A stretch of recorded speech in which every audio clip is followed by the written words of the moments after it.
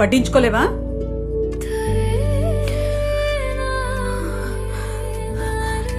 కన్నారు కదా, వెళ్ళిపోవని మొహం మీద అర్థమయ్యేలా చెప్పకుండా ఎందుకింత డ్రామా?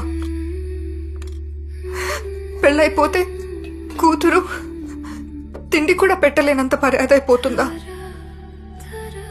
చిన్నప్పుడు చేపట్టుకుని నేనున్నానని ధైర్యం ఇచ్చారు. ఇప్పుడు అదే కూతురు కష్టమని వస్తే అవమానంగా చూస్తున్నారు. నన్ను పంపించాలనే కదా అసహించుకునేంత తప్పు చేసు తప్పించుకుని రాలేదు. తప్పని పరిస్థితి నాది. అమ్మా, నా తల్లి, నిన్ను బాధ పెట్టాలని మాకెందుకుంటుందమ్మా?